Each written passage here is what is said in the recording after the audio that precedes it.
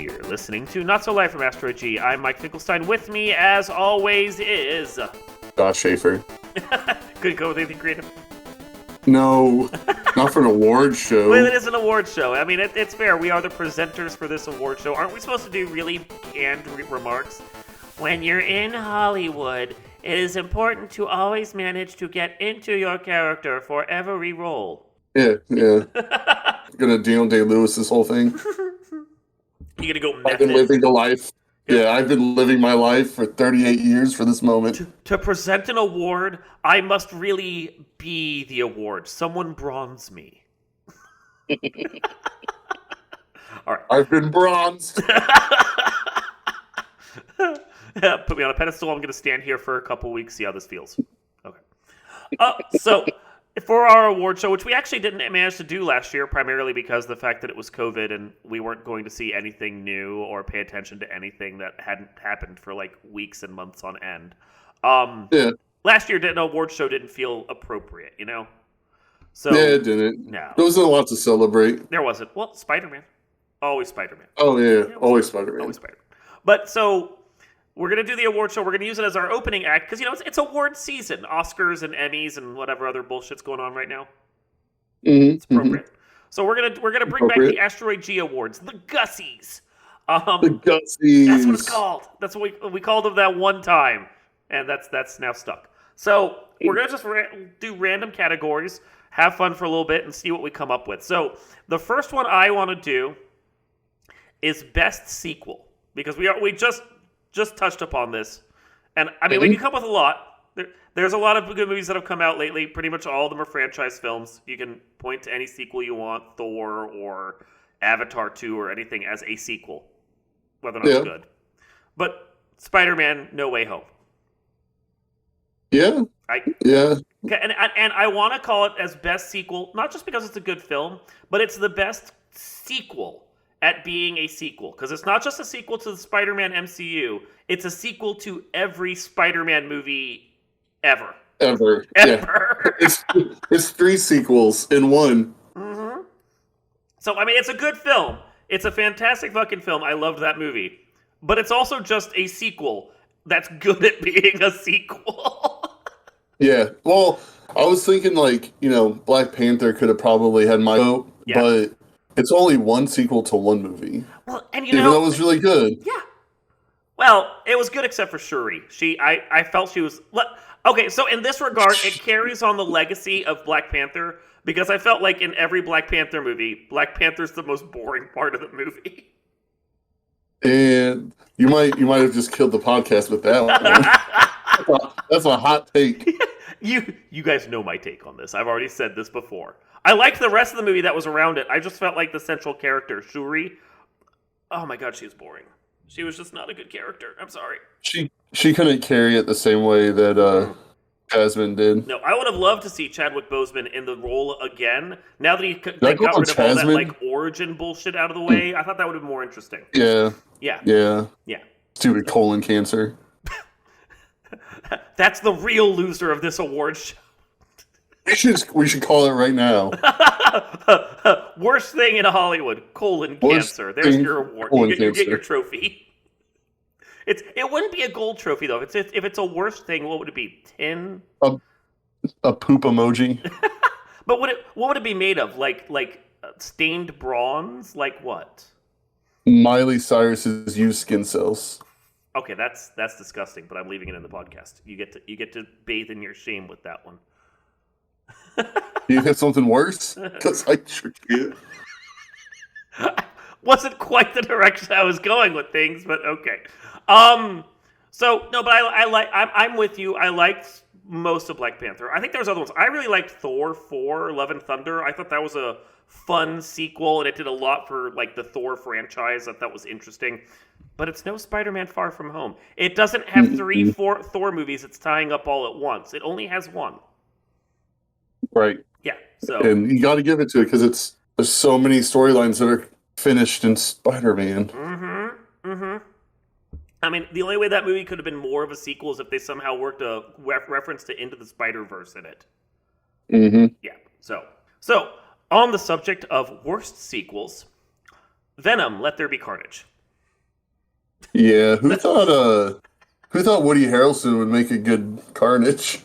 Yeah, well, not just a good Carnage, but a good Carnage that's supposed to be what 30, and he's Yeah, 60. He, yeah,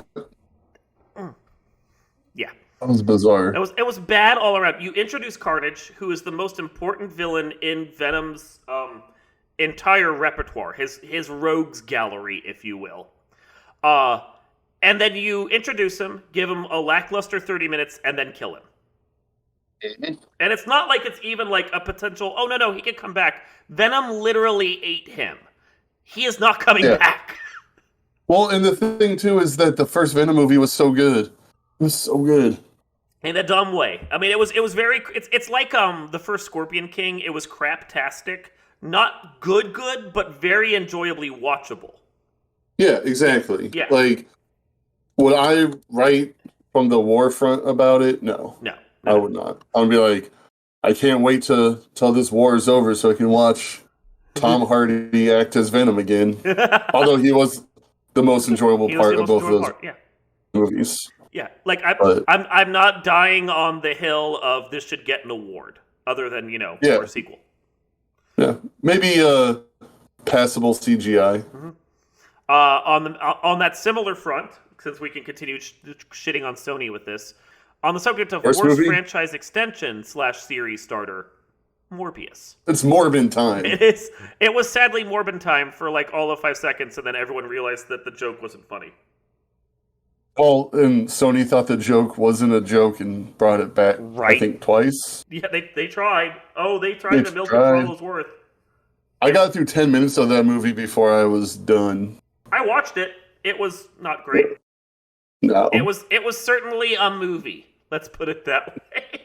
Was it, though? Like...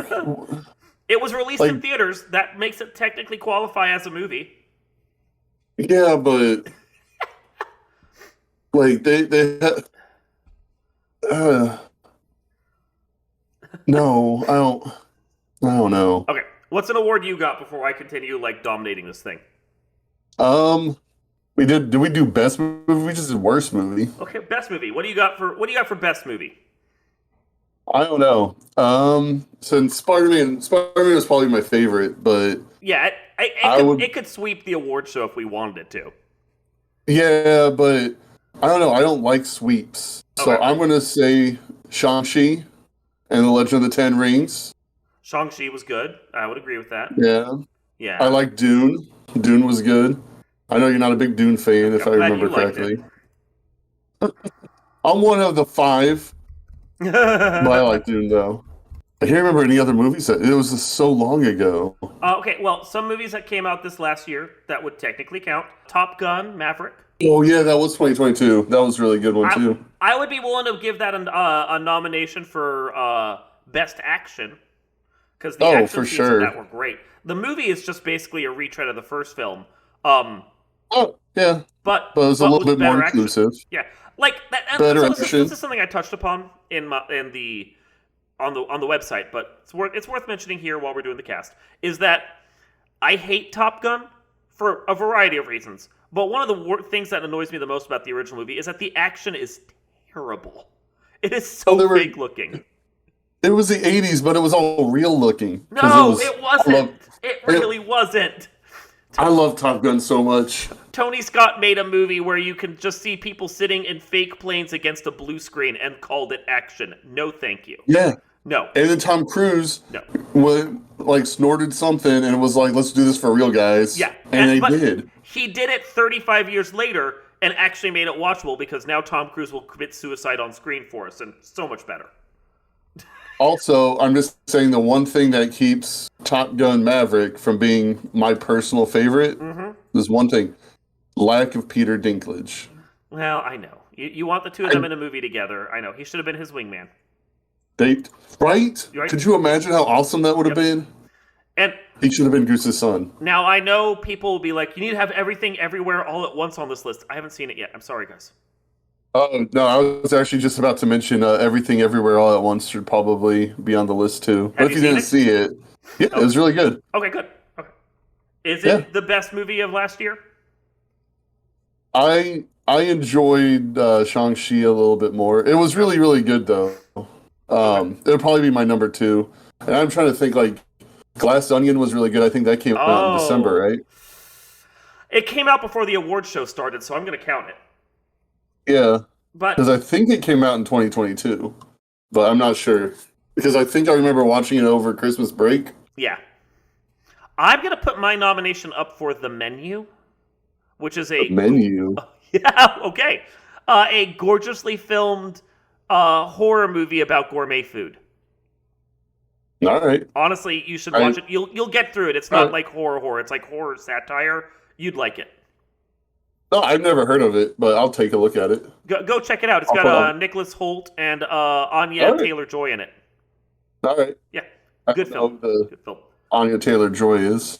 But we'll go with your gut. Well, the first one you nominated was Shang-Chi. I'll let you have that one. Let's go with Shang-Chi. We've both seen it. Yeah, we have. It's fine. Now, as far as best franchise starter or continuation for a series, I'm going to put up Prey. Yeah. Okay. So Yeah. That was. I can't think of anything bad that happened. I kind of wish that they had the movie. I forget what was the First Nation that the lady was from. But Comanche. I wish that they because I heard it right now Comanche. Okay, Comanche. Yeah, I wish that they. I heard that they had an addition or they filmed part of it in Comanche, completely. I kind of wish that was the standard, but I know. But you can still see it on Hulu at least.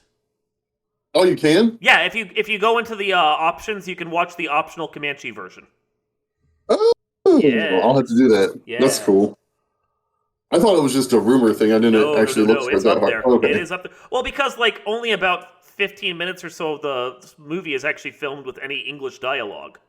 Exactly. That's why I was like, that would have been such an easy move. Oh, it is. It was an easy move. They made it available, and I'm sure if you find it on DVD or Blu-ray, whenever it actually finally comes out, if it's not already, then both versions will be on the disc, and you can just watch whichever version you want. So sure, yeah. Easy. But yeah, no, that was. Are we? Huh? It's like for this, are we including TV shows as well? Sure. Yeah. Do whatever you want. Well, because I feel like Peacemaker and Moon Knight should at least get honorable mentions. Well, Peacemaker is interesting because, they say they may give it another season, but at the same time, there's no plan for it right now.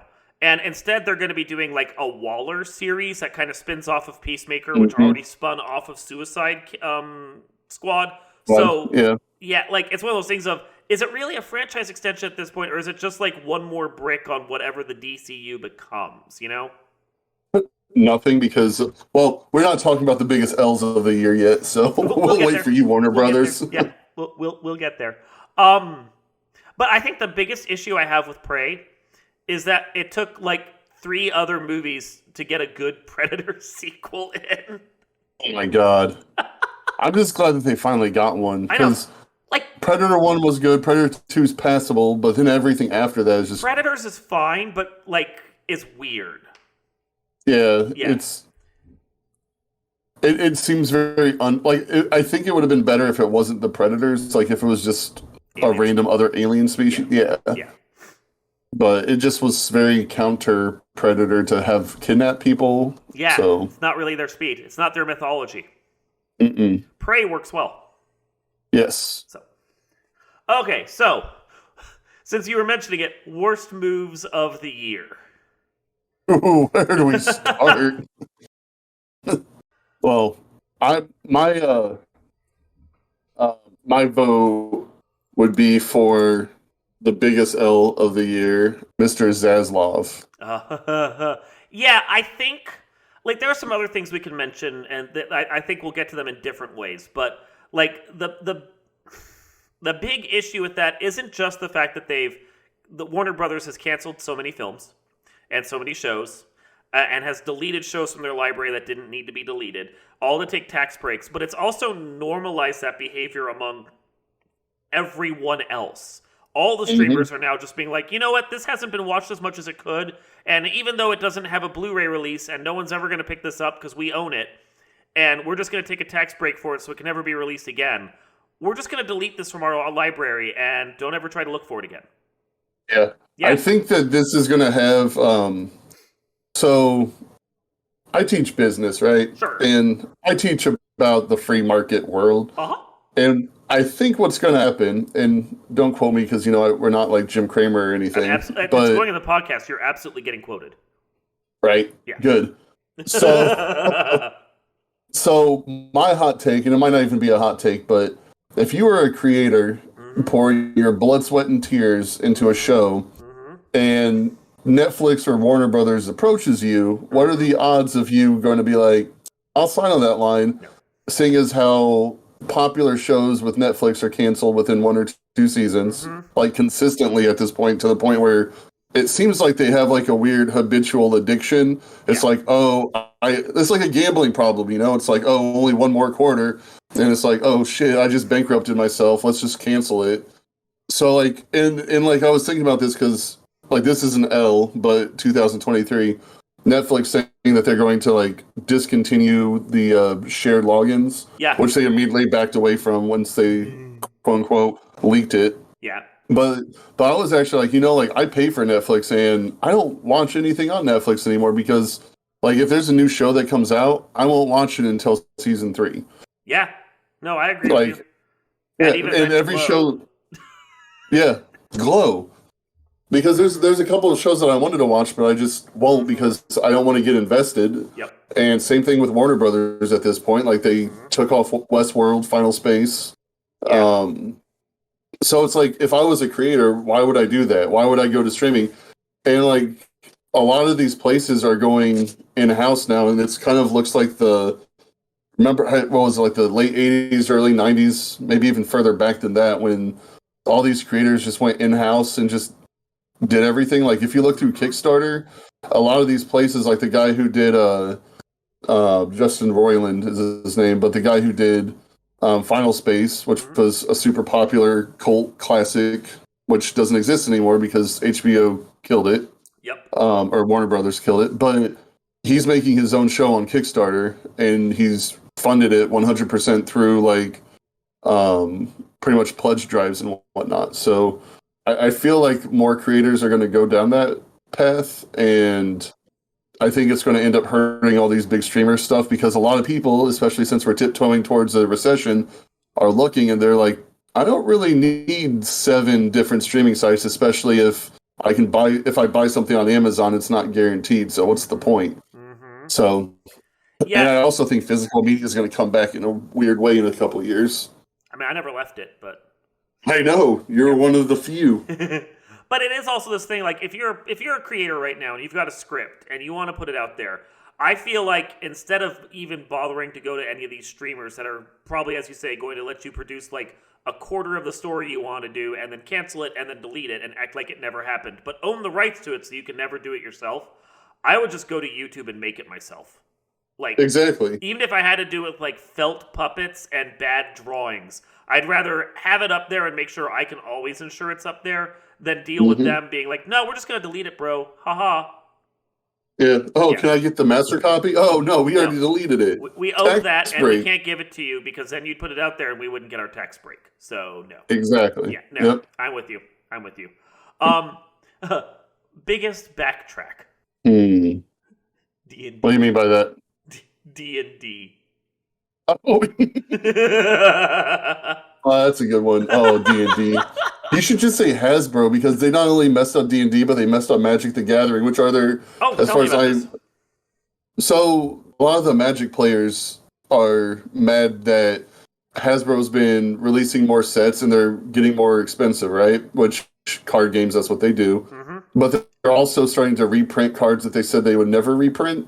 I guess, and I can't remember, I'm not a super financial dude, but there's like a person that reviews stocks and stuff, and like there was a huge report where someone reviewed the stock capabilities of Hasbro, and he just admonished them completely, saying that they didn't know how to run their company, that their once loyal player base is looking for alternatives, and that they're running it into the ground, and it caused their a slight crash on their stock.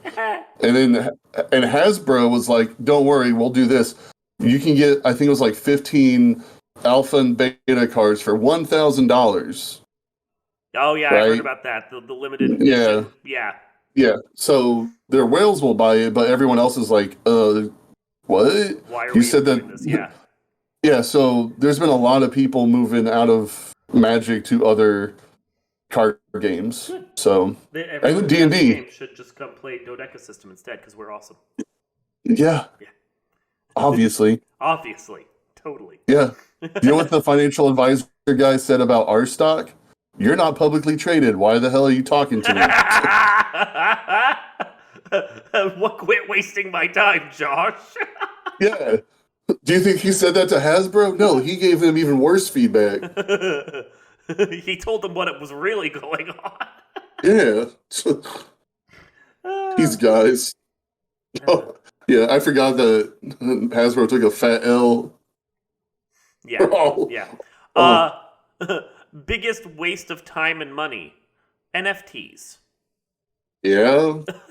Specifically FTX, if you want to get into it. That whole thing about that company that was just basically Yep. one giant Ponzi scheme of NFT stock and Bitcoin Yeah, stock. Like, so I understand I'm not a young person anymore. Not in comparison to where I was 20 years ago. yeah. Right. But this is the thing. Like, when it came out, everyone's like, oh, Bitcoin, it's the wave of the future. It's internet money. And I'm sitting there going, okay, how? How is this thing that that doesn't even have a physical presence? How is that actually going to qualify as anything even resembling money? I understand credit cards have existed, but they're backed by a financial institution. Mm-hmm. You're not backing anything with your Bitcoin. It just exists. Yeah, and like if you lose like the flash drive where your blockchain's on or anything like that, you lose your money. Like there's no way to recover it. Your access codes are gone and it's dead, and everyone's just like, haha, loser, too bad. Yeah. Yeah. So womp womp.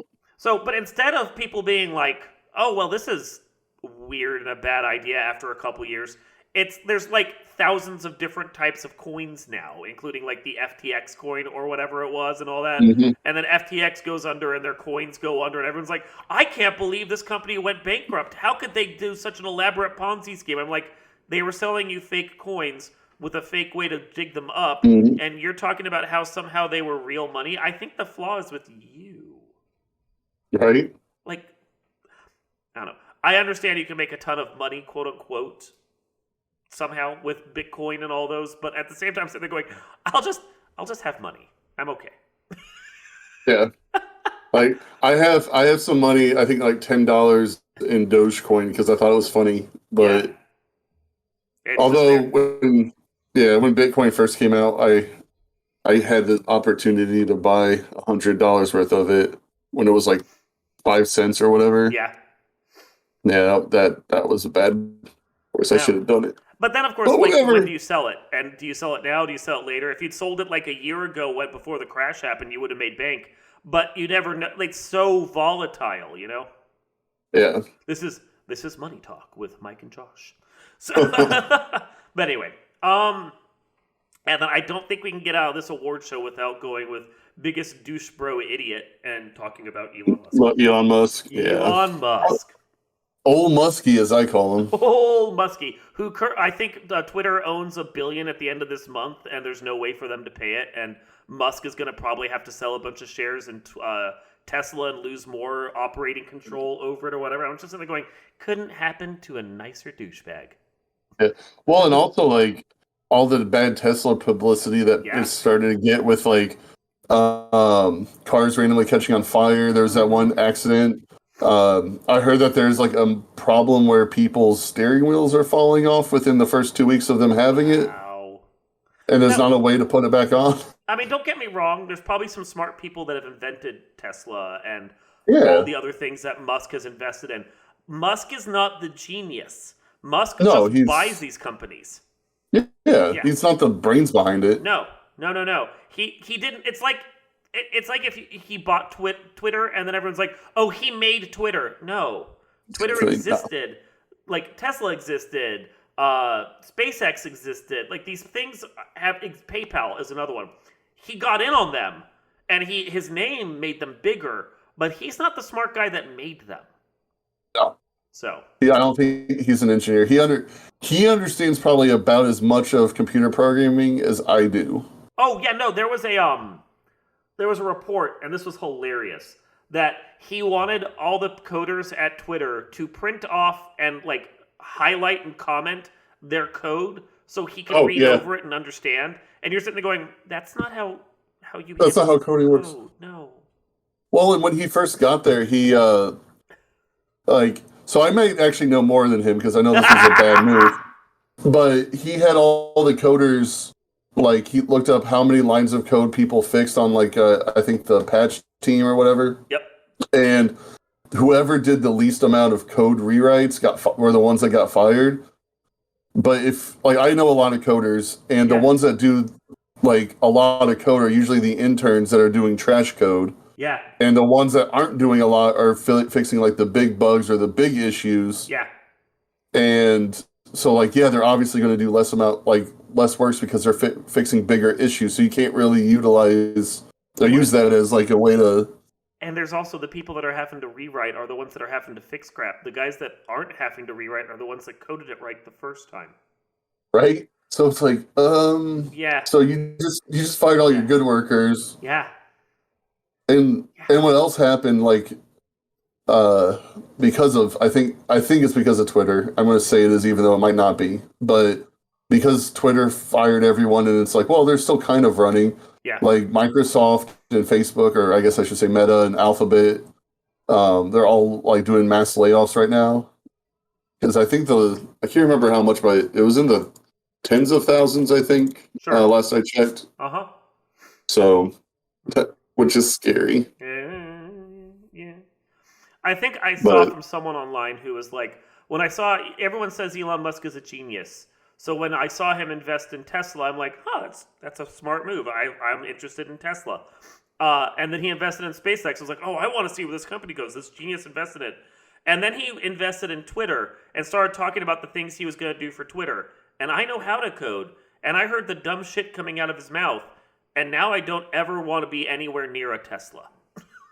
Yeah, right? Yeah.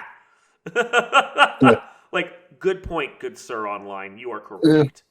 Yeah. I mean, he essentially, in like the cusp of a recession, caused, in my opinion, 150,000 people to lose their jobs. Pretty much.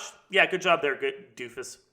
That's 2022 numbers, not. Yeah. That doesn't include all the stuff from 2023. Yeah, I'm with you. On the flip side, you've proven you do know more than Tesla. So, best tech bro, Josh Schaefer. Woo! Yes. I know Martin Shkreli was almost beating me out, but it was this close to me and him hosting a podcast, Josh. You know it's true. I know. I don't remember what I saw him in the news for a couple days ago, but that's why he was on my mind. He started another medical company to try and grift money off of people, but he's been barred from ever running a medical company again. So I believe it's the FTC is gone to the judge to say that he's violated his parole or whatever and should be thrown back in prison again. Oopsie. Yeah, that's smart business right there. Get penalized in the criminal justice system for doing something, be told not to do it again, and then decide that you're too big of a tech bro to listen to them and go and do it again. Smart business. An idiot. Right. So, any other awards you got? As soon as you watch The Last of Us, we'll have to do an addendum for this and give Nick Offerman best supporting actor because his performance in the third episode of The Last of Us was amazing. I can just do that on blind faith because it's Nick Offerman. I can say I know you don't watch musicals, but West Side Story remake, I think that was 2022. Might have been 2022. Best musical? Yeah, best musical. Okay. Something in America. I'll just let you have it. Thank you. Someone was, and one of the things I was doing online was singing an American Tale, and they were just talking about in America, and I'm sitting there going, are we doing West Side Story? Yeah.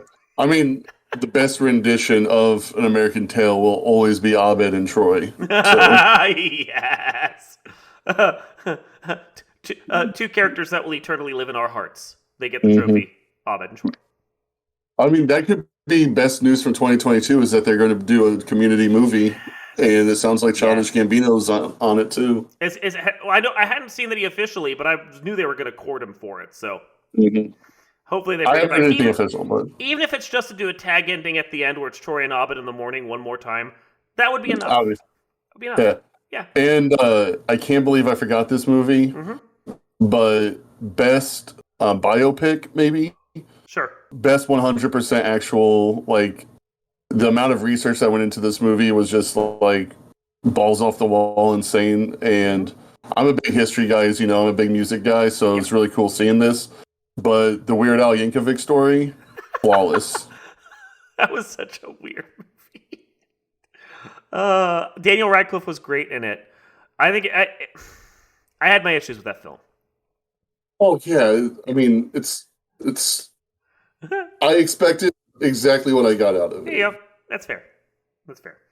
All right. But so I think we've pretty much awarded all the Gussies that we're going to award this time around. So we can do best slat. Okay. Yeah, Will Smith. I don't know. Best career-ending slap, maybe. Yeah. And Chris Rock became relevant again, which is awesome because I like best way Chris to Rock. revive Chris Rock's career. It wasn't Spiral. That's for sure. It was. Yeah. Both. Biggest comedian that for some reason people still seem to love, Dave Chappelle. Talk about having an L year, yeah. Yeah, that's an L for that one. I agree. That's a tainted, rusted award for that man. He and J.K. Rowling can share it. They don't share anything except for bad opinions on trans rights. Bad opinions online, yes. But yeah, Spider-Man gets all the awards. I'm sorry. Yep, Spider-Man. Yep. All right. And with that, this has been Not So Live from Asteroid G. I'm Mike Finkelstein. I'm Aunt May. Aunt May, no! No! And we will see you next time.